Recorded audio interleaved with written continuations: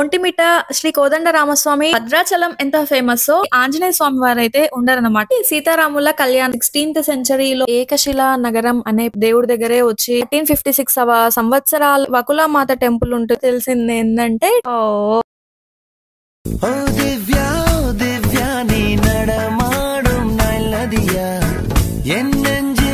Hey all, welcome back to my channel Divya's journey. అందరూ ఎలా ఉన్నారు? Hope all are doing great. ఈ రోజు అయితే మనము ఒంటిమిట్ట శ్రీ కోదండరామస్వామి ఆలయంకి అయితే వచ్చేసినాం అనమాట. One of the oldest temple and famous temple అనమాట. తెలంగాణలో భద్రాచలం ఎంత ఫేమస్, ఆంధ్రాలో ఒంటిమిట్ట రామాలయం అంత ఫేమస్ అనమాట. మనము ఏ రామాలయంకి వెళ్ళినా కూడా మనము చూసేది ఏంటి? రాముల వారిని, లక్ష్మణుల్ని, సీత అండ్ ఆంజనేయ స్వామిని అయితే చూస్తాము. బట్ ఒంటిమిట్టలో ఉన్న కోదండరామస్వామి టెంపుల్లో మనకి ఆంజనేయ స్వామి వారు అయితే ఉండరనమాట. ఓన్లీ రాముల వారు, సీతమ్మ అండ్ లక్ష్మణులు మాత్రమే ఉంటారు. ఇది ఇక్కడ ప్రత్యేకత. ఇక్కడ మనకు కనిపిస్తుంది సీతారాముల కళ్యాణం శిల్పాలు అనమాట. ఎంత బాగున్నాయి కదా. ఇక్కడ ఒకటే కాదు, చాలా శిల్పాలు అయితే చెక్కున్నారు. మనం ఇది చూస్తున్నది మెయిన్ గోపురం అనమాట. ఇంకా 2 గోపురాలు ఉంటాయి, అటు సైడ్ ఇటు సైడ్. 3 ways మనకి ఎప్పుడైనా ఓపెన్ చేస్తారు. బట్ ఇదైతే మెయిన్ గోపురము. అప్పుడప్పుడు బ్రహ్మోత్సవాల టైంలో అండ్ ఇంకా ఏదన్నా స్పెషల్ అకేషన్స్ టైంలో అవి ఓపెన్ చేయొచ్చు. మనం ఈ ద్వారం నుండి పోతాం కాబట్టి ఫస్ట్ మనం ఈ ద్వారంలో ఈ గోపురంకి ఉన్న శిల్పాలన్నీ చూసుకుంటూ పోతాం అనమాట. చాలా బాగుంటుంది. మనకు చూస్తానే ఈ టెంపుల్ ని మనకు అనిపిస్తుంది, అరే ఎంత ఓల్డెస్ట్ టెంపుల్ రా ఇది అని మనకి తెలిసిపోతుంది ఆ ఫీల్ అయితే.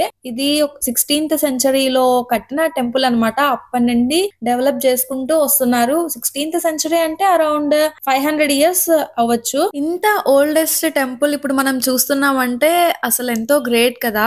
ఇటు సైడ్ నుంచి ఎలిఫెంట్ మనుషులా, ఇటు సైడ్ నుంచి కొమ్ములు ఆవు. ఈ టెంపుల్ ని ఏకశిలా నగరం అని కూడా పిలుస్తారు. అది ఎట్లొచ్చింది పేరు అంటే, మనం లోపల స్వామివారిని దర్శించుకునడానికి వెళ్ళినప్పుడు చూస్తే ఒక సింగిల్ స్టోన్ పైనే 3 స్వాములు మనకి కనిపిస్తారనమాట. సో ఒక సింగిల్ స్టోన్ పైనే స్వాములందరూ ఉన్నారు కాబట్టి ఏకశిలా నగరం అనే పేరు కూడా వచ్చిందనమాట. ఇంకోటి ఏంటంటే, ప్రతి శ్రీరామనవమి రోజు శ్రీరాముల వారి కళ్యాణం అయితే చేస్తారు కదా. అది ఇక్కడ ఒంటిమిట్టలో ఎట్లా అంటే, చతుర్దశి రోజు పౌర్ణమి గడియల్లో అయితే శ్రీరాముల వారి కళ్యాణం అయితే నిర్వహిస్తారు. అది ఎందుకంటే సీతారాముల వారి కళ్యాణం జరిగినప్పుడు రియల్ టైమ్ లో అప్పుడు అందరూ హాజరయ్యి అందరూ చూసినారంట వాళ్ళ వివాహాన్ని. బట్ చంద్రుడు మాత్రం చూడలేదని చెప్పి బాధపడుతుంటే స్వామి చెప్పినారంట చంద్రుడికి, మీరు బాధపడాల్సిన అవసరం లేదు, ఒక పుణ్యక్షేత్రంలో నా కళ్యాణము పౌర్ణమి రోజు జరుగుతుంది, మీరు కనులారా వీక్షించచ్చు అని అయితే చెప్తారనమాట. సో అందుకు అప్పటి నుంచి పద్ధతిగా వస్తూ పాటిస్తూ పౌర్ణమి గడియల్లోనే చంద్రుడికి కనిపించేలా వివాహం అయితే జరిపిస్తారు ఇక్కడ ఒంటిమిట్టలో. సీతారాముల కళ్యాణము ఒంటిమిట్టలో చాలా ఫేమస్ అనమాట. కళ్యాణం రోజు ఏ గవర్నమెంట్ అయితే ఉంటారో వాళ్ళు చీఫ్ మినిస్టర్ అయితే ఇక్కడికి వస్తారనమాట.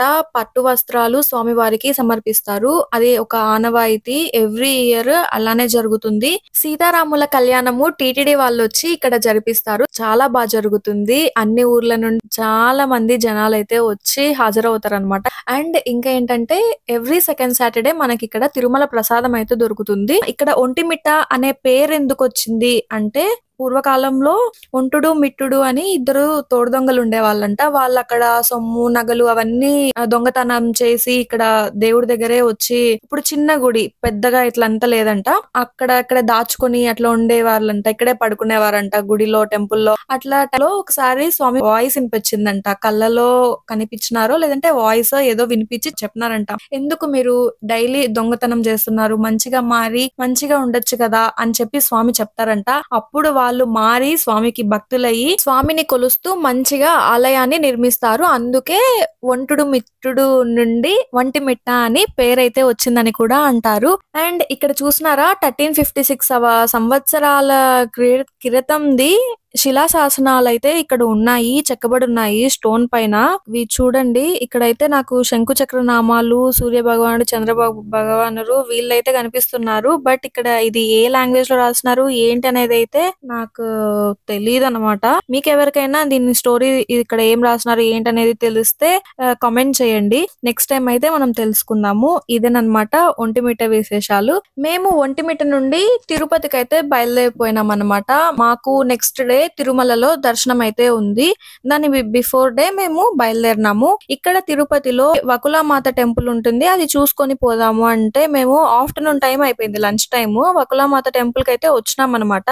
అది ఫస్ట్ టైం మేము రావడం కూడా. కింద నుండి పైకి స్టెప్స్ ఉన్నాయి, అవన్నీ నడుచుకుంటూ పోలే. అది ఒక కొండ టైప్ ఉంది, కొంచెం ఎక్కడానికి పెద్దవాళ్ళకైతే కొంచెం కష్టము, ఎక్కచ్చు బట్ కొంచెం స్లోప్ అదంతా ఉంది. కొద్దిగా పైకి ఎక్కిన తర్వాత ఇక్కడంతా చెట్లు, గ్రీనరీ, ఫ్లవర్స్ అంటే చాలా బాగున్నాయి. ఫుల్ గాలి, చాలా బాగుంది. పైకి వెళ్తే మంచిగా మనకి మొత్తం టౌన్ అంతా కనిపిస్తుంది, తిరుపతి మొత్తం కనిపిస్తుంది అనమాట. అంత బాగుంది. బట్ మేము పైకి వెళ్ళక ముందు ఎవరైనా చెప్పింటే బాగుండేమో, కానీ అక్కడ ఎవరు ఏం చెప్పలేదు. మేము పైకి వెళ్ళిన తర్వాత తెలిసింది ఏంటంటే టెంపుల్ క్లోజ్. అందరూ ఎక్కి వచ్చినాము టెంపుల్ చూడాలని చెప్పేసి. ఫస్ట్ టైం వకులామాత అంటే వెంకటేశ్వర స్వామి అమ్మ అన్నమాట. దేవతని దర్శించుకుందామని చెప్పేసి అయితే వచ్చినాము. బట్ ఆ టైం కి టెంపుల్ అయితే క్లోజ్ అన్నమాట. ఆఫ్టర్నూన్ టైమే ఎవరన్నా వెళ్లే వాళ్ళైతే టైమింగ్స్ చూసుకొని వెళ్ళండి. మేము రీచ్ అయ్యేసరికి టెంపుల్ అయితే క్లోజ్ అయి ఉంది. బట్ నేను పై వరకు వెళ్ళి అదైతే చూసుకొని వచ్చినాం, బయట వరకు అయితే చూసుకొని వచ్చినాము. ఇక్కడ నుంచి చూస్తే మొత్తం మంచిగా కనిపిస్తుంది కొండ అదంతా. ఇక్కడ కనిపించేది వెంకటేశ్వర స్వామి రూపంలోనే కనిపిస్తుంది ఈ కొండ అయితే. మరి ఈ కొండనా కాదా అనేది కొంచెం డౌట్ గా ఉంది నాకైతే. అంటే అందరు చూస్తారు కదా స్వామి అదే అనే అంటారు. బట్ దారిలో వెళ్ళేటప్పుడు ఇంకొక కొండ కనిపించింది, అక్కడి నుంచి చాలా బాగా కనిపించింది. సేమ్ స్వామి వారి లాగానే ఉన్నారనమాట. నాకైతే చాలా బాగా అనిపించింది. ఇక్కడ కూడా ప్లేస్ చాలా బాగుంది. నెక్స్ట్ టైం పోయినప్పుడు విజిట్ చేయొచ్చు. ఈసారి అయితే జస్ట్ నార్మల్ గా అట్లా అయిపోయింది అనమాట. ఇంకా అక్కడే మేము కూర్చొని లంచ్ టైం అయిపోయింది. మేము ఇంట్లో నుండి లంచ్ అయితే తెచ్చుకున్నాము. అన్నం, అమ్మ మెంతిపప్పు చేసింది, ఊరగాయ. కూర్చొని మంచిగా తినేసేసి ఇంకా మళ్ళీ రిటర్న్ అయితే స్టార్ట్ అయిపోయినాం అనమాట. ఇక్కడ కూర్చోడానికి కూడా బాగుంది. అది స్టెప్స్ దిగేసి మనం మళ్ళీ కిందికి వచ్చేయాలి. కిందికి వచ్చేస్తే ఇక్కడ ఎవరైనా వస్తా ఉంటారు కదా, టూరిస్ట్ ప్లేసెస్ కాబట్టి ఇట్లా కట్టినారేమో, చాలా బాగుంది. అండ్ ఇది ఇక్కడ చూడండి స్వామి సేమ్ గోపురము, నామం, ముక్కు, స్వామి మంచిగా కనిపిస్తున్నారు, అదే అనమాట. ఇంకా మేము అక్కడి నుంచి స్టార్ట్ అయ్యి తిరుమల కొండపైకి అయితే వెళ్ళిపోవాలని చెప్పి స్టార్ట్ అయిపోయినాము. ఇక్కడ ఫుల్ రైన్ పడుతుంది. ఈ వ్లాగ్ కి ఇదే అనమాట. మీకు వ్లాగ్ నచ్చిందని అనుకుంటున్నాను. మీరు నా ఛానల్ ని కొత్తగా చూస్తున్నట్లయితే please do like, share and subscribe to my channel. ఇంకో వీడియోతో మళ్ళీ కలుద్దాం. Until then take care, bye by.